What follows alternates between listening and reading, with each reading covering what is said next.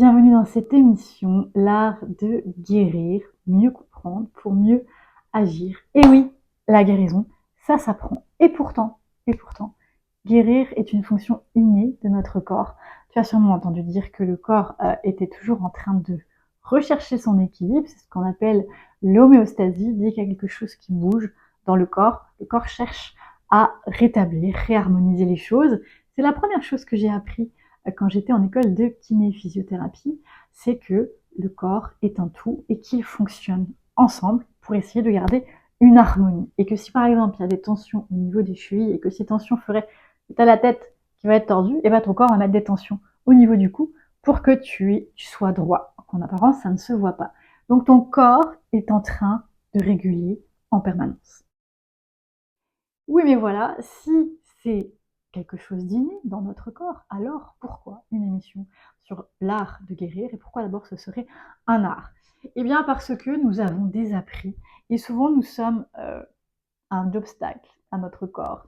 C'est-à-dire que nous venons le gêner au lieu de le soutenir dans ce retour à l'équilibre. Alors je m'explique, qui n'a pas entendu tu es malade, va te soigner, t'as mal, il faut faire quelque chose pour que la douleur disparaisse, etc. Moi, en tout cas, je l'ai connu. Ouais, bah si t'as mal, hein, il faut que tu ailles chez le médecin, il faut que tu ailles chez le kiné, il faut que tu ailles te faire masser. Avoir mal, c'est pas normal. Le corps est faible. Alors que, alors que, quand tu te coupes, ton corps va cicatriser tout seul. Un os qui se casse, l'os va cicatriser tout seul. Hein, la seule chose que l'on fait actuellement pour aider le corps dans sa cicatrisation, c'est immobiliser, soit avec un plâtre, soit avec des broches s'il faut, mais on va immobiliser, soit avec rien du tout si la zone ne s'y prête pas. C'est le corps qui fait la reconstruction. Imagine-toi donc que le corps est capable de reconstruire de l'os. Donc si le corps est capable de reconstruire de l'os, qui est une matière très dense, très solide, le corps est capable de régénérer une petite cellule, une griffure. Okay, c'est la même chose lorsque tu es malade, lorsque tu as un rhume.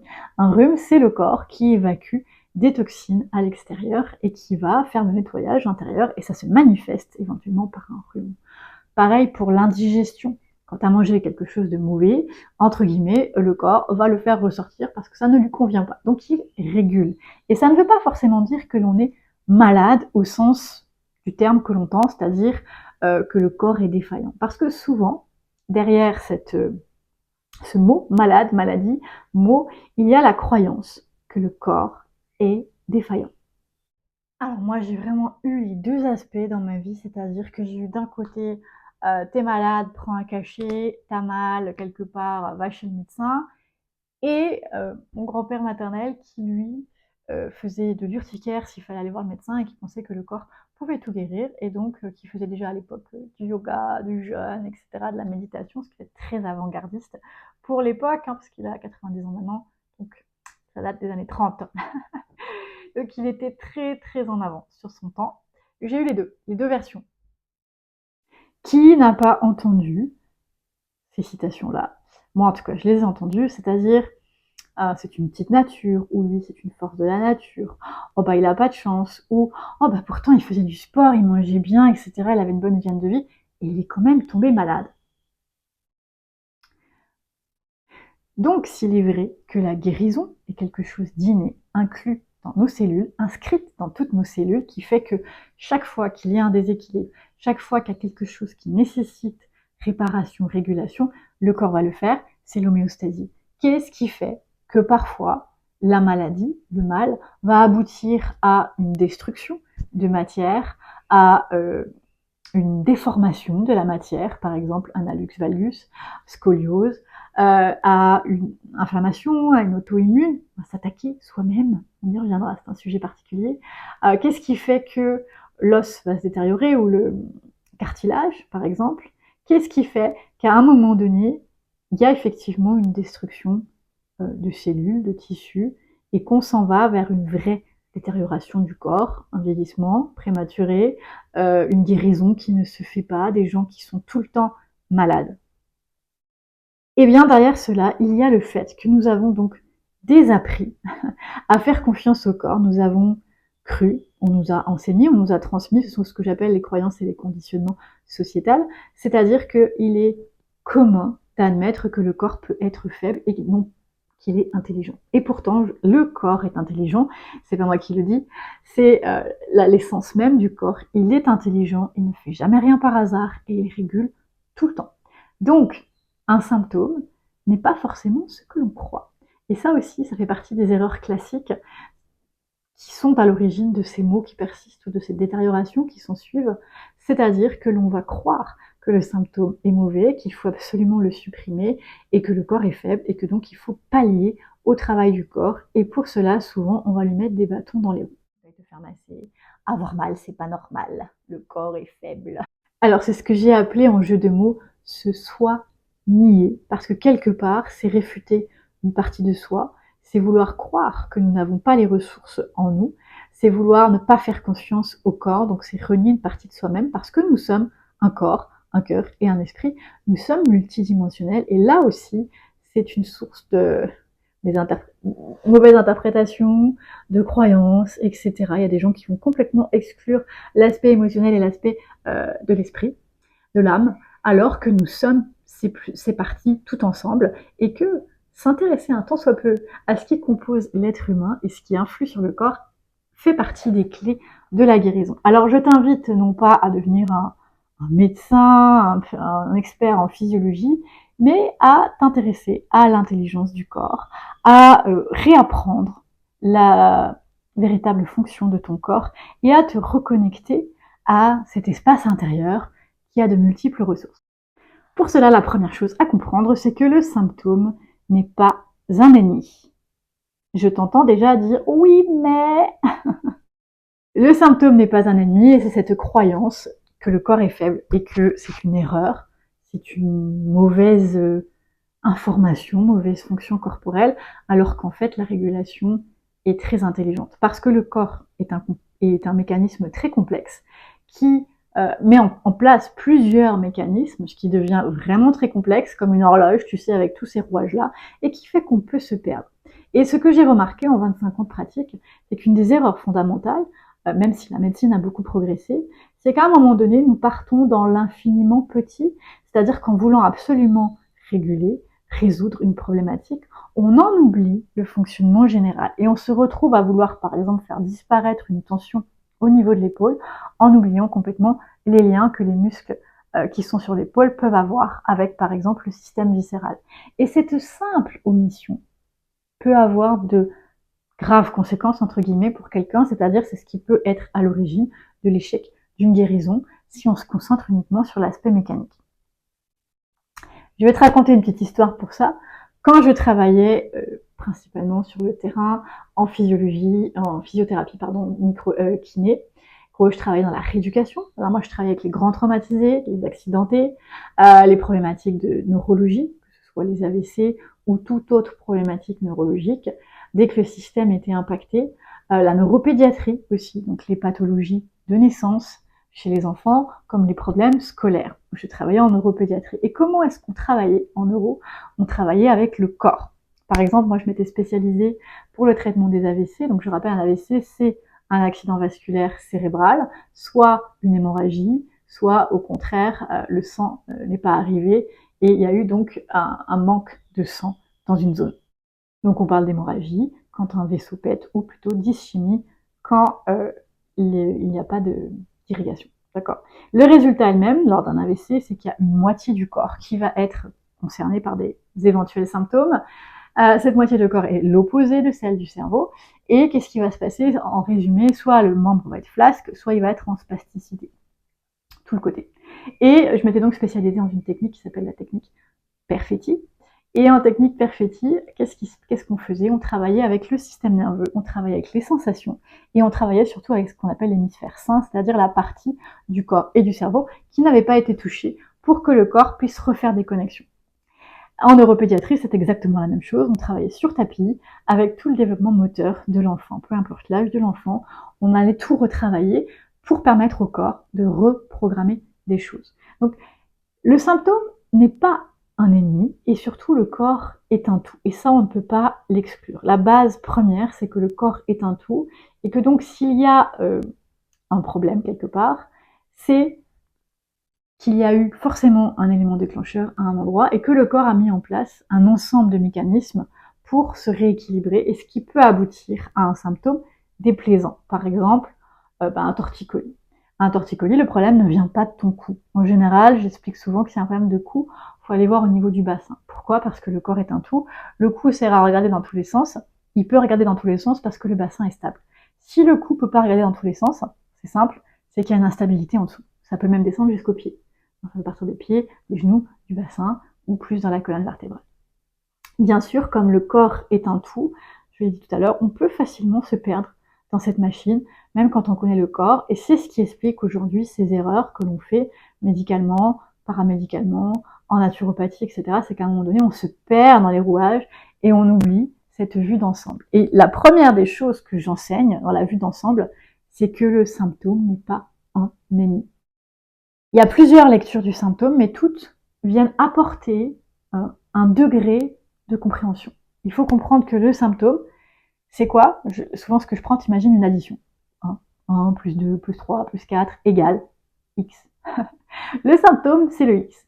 D'accord? Ce qui est à l'origine du X, c'est tout ce qui a été additionné.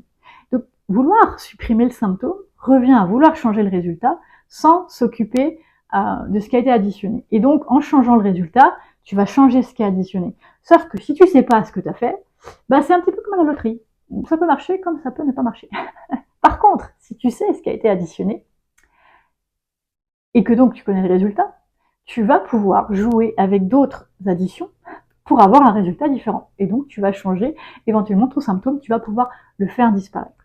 Donc quand je dis qu'il ne faut pas vouloir supprimer à tout prix le symptôme, ce que j'entends par là, c'est qu'il ne faut pas se concentrer sur la suppression du symptôme, c'est-à-dire sur changer le résultat, mais bien plutôt sur qu'est-ce qu'il a engendré. Parce que là, tu vas avoir plus d'impact. Il est certain qu'après, tu peux jouer sur ton résultat et sur les choses à additionner quand tu es conscient que tu fais tout ça, parce que sinon, c'est la loterie. Quand tu es conscient, tu sais avec quoi tu joues. Si tu joues avec des plus 2, des plus 4 et des plus 6, tu sais que tu vas obtenir des chiffres pairs. Si tu joues avec des 3, 5, 7, éventuellement, tu vas obtenir des chiffres impairs, etc. Et si tu mélanges les deux, tu peux avoir un petit mélange des deux. Si tu sais pas, c'est au petit bonheur la chance. Et si tu veux un chiffre pair dans ton résultat et que tu n'as que des impairs en addition, peut-être que tu vas avoir un petit problème et que tu n'y arriveras pas. Voilà. Et c'est ce qui va aboutir à l'échec en guérison. Donc si tu veux comprendre, il y a plein de façons de l'expliquer. Je t'invite à aller sur un petit module que j'ai fait qui s'appelle Supprimer les symptômes, dans lequel j'explique pourquoi il ne faut pas le supprimer. Alors j'explique un petit peu ce que je t'ai raconté là, d'une autre manière, certes, mais ça revient au même. Tu peux aller t'intéresser à ça. Après, une autre façon de lire le symptôme, c'est que le corps est intelligent. Et s'il est intelligent, il va vouloir communiquer avec toi. C'est-à-dire que via le symptôme, le corps va envoyer un message. Et oui, ça marche aussi. Ce qui n'exclut pas ce que j'ai dit avant. C'est-à-dire que chaque lecture amène une dimension différente à la lecture que tu peux faire. Et ça peut être intéressant, quand tu veux solutionner quelque chose qui ne part pas, d'avoir toutes ces perspectives pour voir où tu peux jouer et qu'est-ce qui peut te correspondre et ce que tu peux apprendre sur toi. Donc la lecture du message est très importante et elle rentre aussi dans cet art de la guérison, donc l'art de comprendre le corps. Alors attention à pas être des grands scientifiques, mais comprendre par exemple que ton genou, il te sert à amortir et à sauter. Donc il te sert à faire face au terrain dans lequel tu marches. Si tu as une côte, si tu as une descente, si tu as des cailloux, ton genou, il va servir d'amortisseur. C'est d'ailleurs qu'il y a des ménisques pour amortir. Donc si tu as des problèmes de genou, bête et méchant, le message, c'est que tu n'amortis peut-être pas ce qu'il y a dans la vie, c'est-à-dire que peut-être que tu es en contrôle, ou peut-être que tu es en peur, mais du coup, ta fonction d'amortissage est biaisée. Ça veut dire que quelque part, tu subis peut-être ta vie ou tu essaies de la contrôler. C'est dans ton rapport au monde, aux gens, à la vie en général. Et ça peut s'arrêter là comme message. C'est certain que tout seul, ce message-là peut peut-être être, comment je peux dire, difficile à traduire. Maintenant, si tu sais un peu pourquoi le genou s'est verrouillé, par exemple, parce qu'au niveau de la hanche, il y a un muscle qui est en tension, parce qu'il y a des muscles en tension au niveau du dos. Peut-être que j'ai un petit manque de confiance en moi, qui fait que du coup, j'essaye de contrôler, par exemple. Tu vois, si en plus tu as une scoliose, on va pouvoir dire que tu plies sous la pression. Donc peut-être qu'effectivement, tu es dans le contrôle et que tu subis des choses qui ne te plairaient pas pour essayer de te sécuriser. C'est un exemple parmi tant d'autres. C'est pour ça que la guérison, c'est du cas par cas, qu'il n'y a pas de formule magique. C'est pour ça que c'est un art. guérir est un art et est individuel, parce que chaque message est individuel. Et si je reviens à tout à l'heure, la somme des éléments qui donnent un symptôme, elle est différente pour tout le monde. Et ça, c'est toute la complexité du corps humain. Donc dans tout ce que je t'ai raconté jusqu'à présent, tu peux retenir que guérir est un art, que ça dépend de chaque individu, puisque la somme des éléments qui aboutissent à un symptôme peut être différent, que le décodage est donc individuel et ça va dépendre de ton corps, de ce que ton corps veut exprimer. Donc décoder peut être un atout. Mais au-delà de tout ça, lorsque tu veux supprimer un symptôme, tu te mets en mode survie. Et le mode survie, c'est du stress. Et du stress, ça fait quoi? Eh bien, ça vient rajouter des tensions.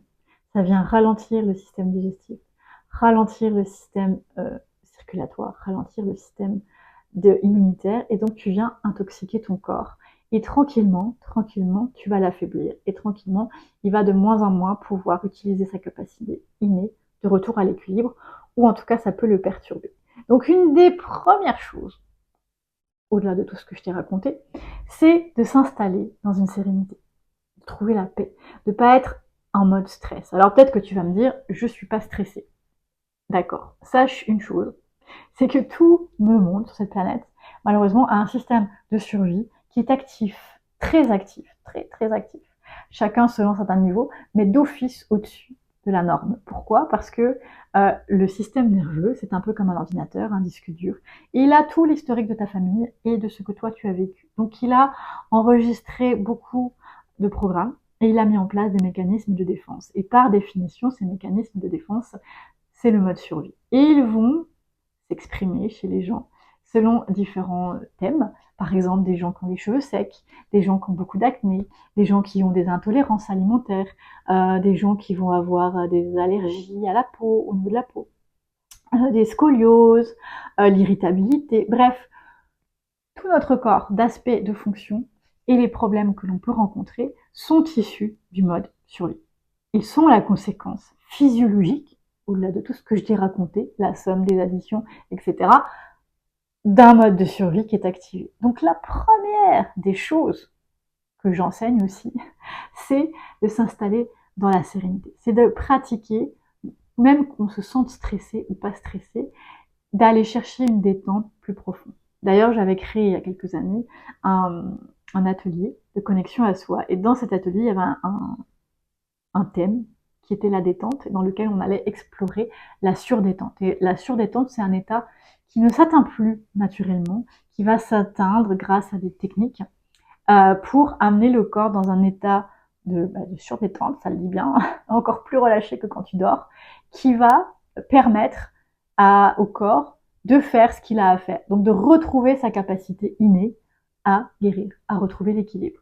Donc pratiquer la détente, que tu sois stressé ou pas, et d'aller chercher un état encore plus détendu que ce que tu peux avoir, eh bien, va toujours être bénéfique pour toi parce qu'il va te permettre d'atteindre une fonction qui est endormie et ralentie chez nous, qui est cette capacité à être dans la surdétente et donc à bien faire le boulot de réparation. Pourquoi? Parce que nous avons des tensions. Les tensions mettons que si tu as mal au dos, au cou, dis-toi bien que c'est parce que c'est déjà tout noué à l'intérieur. Ça, c'est la surface de l'iceberg. Donc si tu n'as pas de tension visible, ça ne veut pas dire qu'il n'y en a pas à l'intérieur. C'est la lecture de ton corps, c'est la lecture de certaines choses qui va permettre de dire « Ah oui, tiens, c'est vrai, mon mode survie est activé et j'aurais intérêt à aller pratiquer des techniques pour m'amener dans la surdétente. » Alors, je te demande pas, j'enseigne pas à être Bouddha, à méditer tout le temps, etc. La surdétente peut s'atteindre par différentes techniques. Par exemple, la danse intuitive, rigoler, regarder un bon film. La surdétente, c'est pas juste méditer.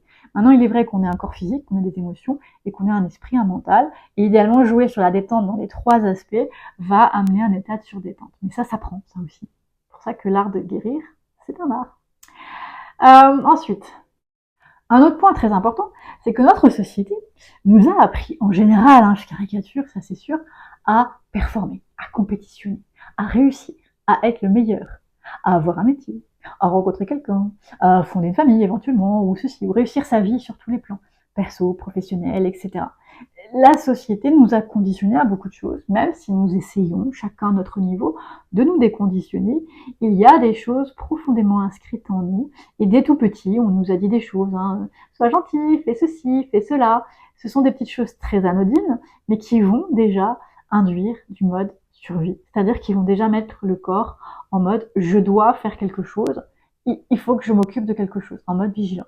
Donc on va d'office surstimuler nos sens qui vont nous porter vers l'extérieur, et ce qui va aboutir chez certaines personnes à l'hypersensibilité, aux troubles de l'attention, à l'anxiété profonde, etc. Mais par d'autres choses, l'acné par exemple, c'est un signe qu'on est hyper tourné vers l'extérieur et qu'il y a plein d'émotions qui sont absorbées et qui ne sont pas digérées. Donc, quand on apprend à lire le corps, on apprend à connaître tout ça, au lieu de croire que c'est simplement un problème hormonal et éventuellement on va prendre la pilule si on est une fille pour réguler des choses, on va attendre que ça passe.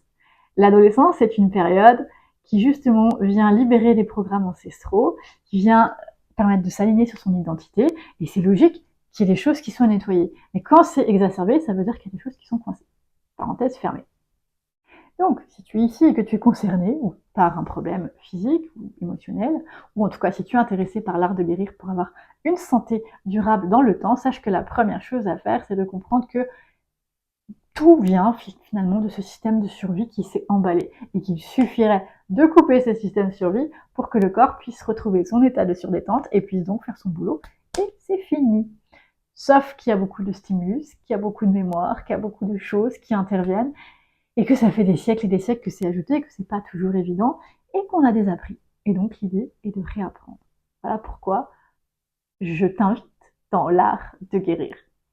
Et c'est là qu'on en vient sur un thème intéressant, sur l'essence de guérir. Qu'est-ce que c'est guérir? Moi, j'ai longtemps cru que guérir, c'était l'absence de symptômes. Comme tout le monde, comme beaucoup de gens.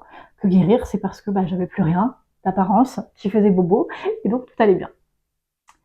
Mais guérir, c'est quoi? Guérir, c'est passer d'un état à un autre. Guérir, ça veut dire quoi? Ça veut dire que on passe de cet état où le corps est obligé de mettre en place des systèmes pour réguler, et que ça amène peut-être une régulation qui ne nous plaît pas trop, ou que c'est douloureux, à quelque chose qui fait que c'est fluide, souple et harmonieux. Alors, guérir, c'est simplement passer d'un état qui rencontrait des obstacles à un état beaucoup plus fluide. C'est ce que j'appelle l'alchimie.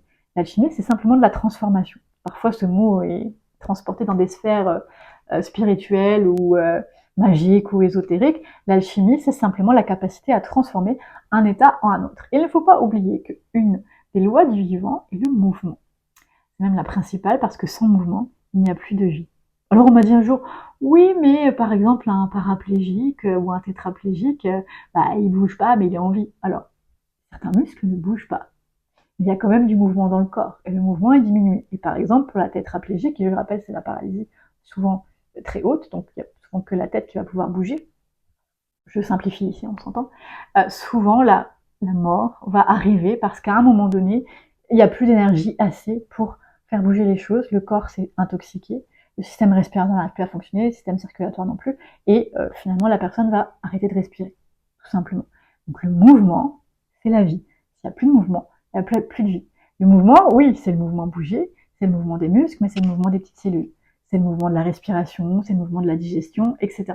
Donc le mouvement, ça s'entretient. Et l'alchimie, c'est ça, c'est du mouvement, c'est le passage d'un état à un autre. Donc la guérison, c'est pas supprimer un symptôme, c'est pouvoir passer d'un état à un autre. C'est-à-dire d'un état qui a obligé le corps à mettre en place des systèmes qui ont abouti à une régulation, rappelle-toi, la somme, le résultat, à un état qui fait qu'il y a une autre addition qui suffit et qui aboutit à un résultat différent.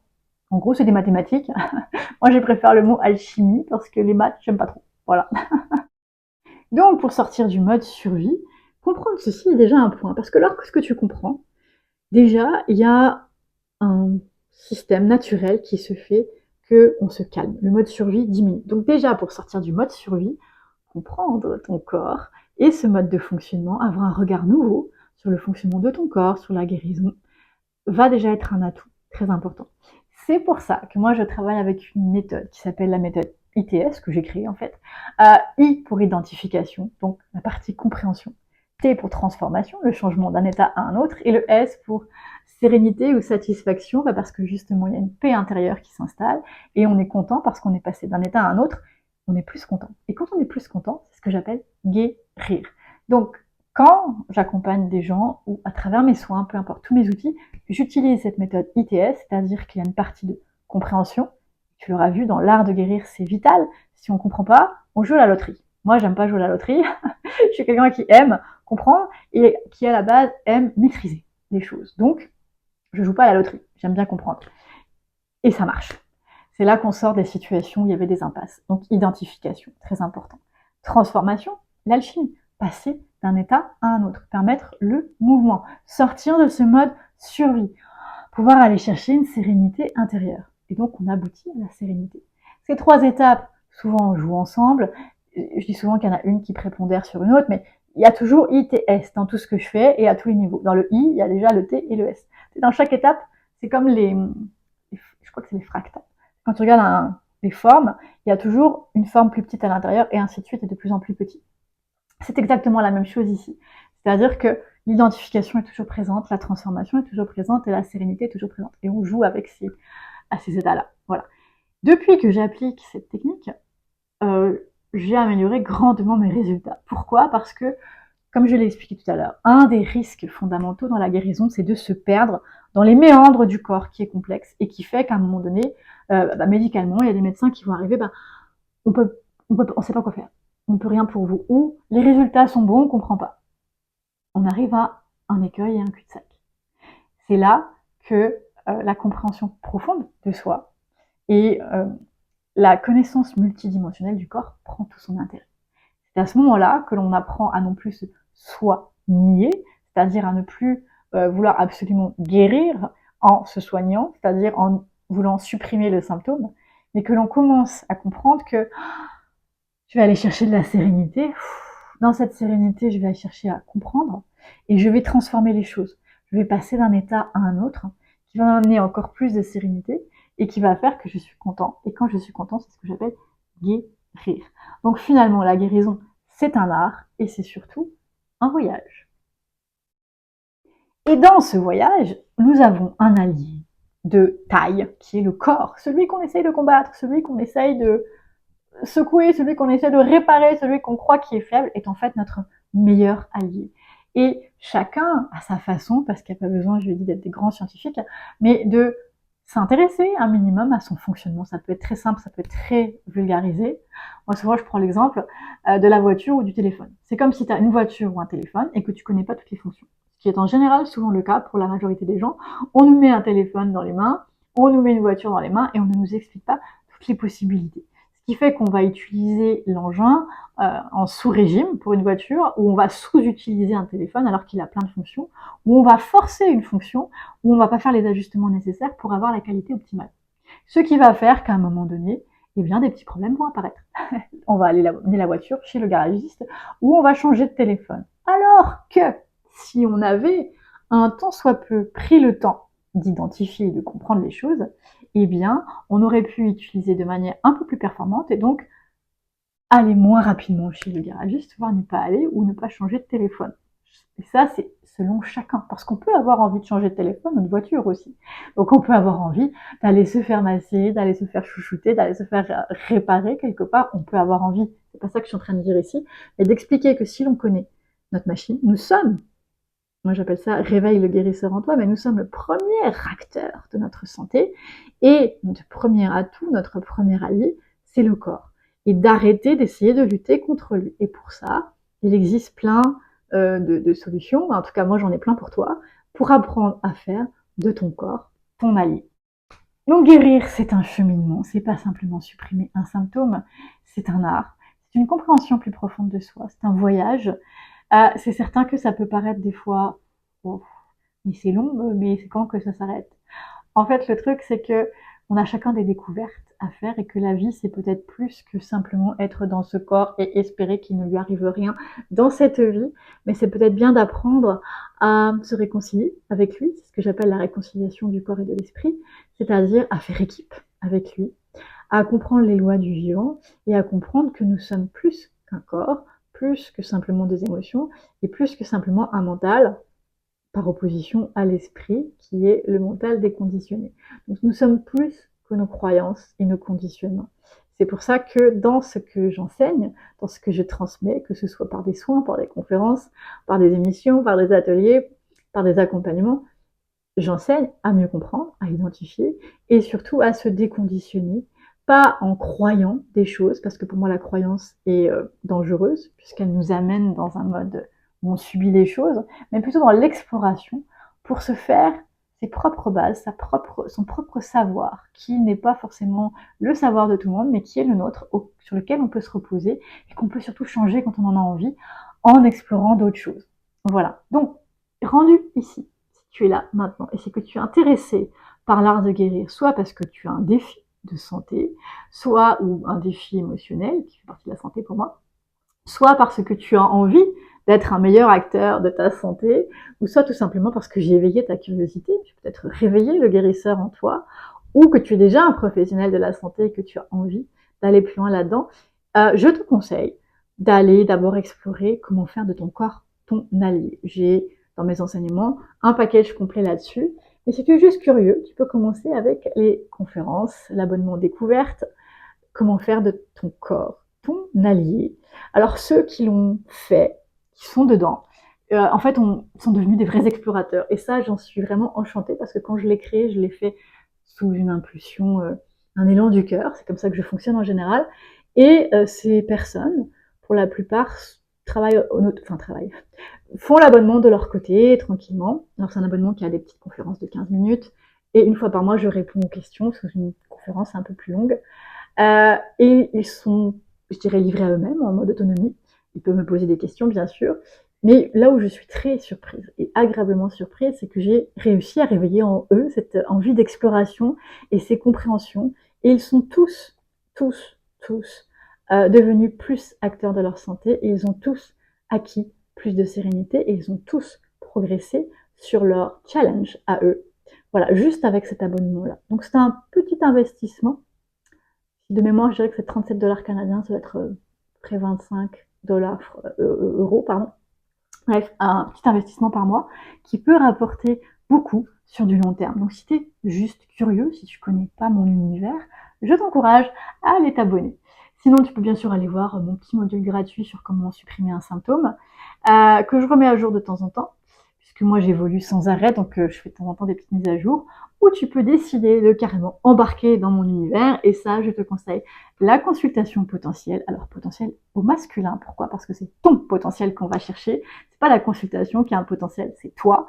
Et dans cette consultation, qu'est-ce qu'on fait? Je t'aide à lire ton corps, à comprendre, à identifier, je te guide, je fais un peu de soin parce que j'ai cette habilité à lire le corps même à distance et on établit une petite stratégie de comment tu peux être plus acteur de ta santé, comment tu peux agir toi tout seul de ton côté ou avec mon aide ou avec d'autres accompagnants, comment tu peux t'accompagner dans cet art de guérir. Voilà, c'était un plaisir. N'hésite pas à suivre les mini-épisodes de l'Instruction TV, il y en aura plein d'autres, et les émissions plus complètes comme celle-ci. Moi je te dis à bientôt.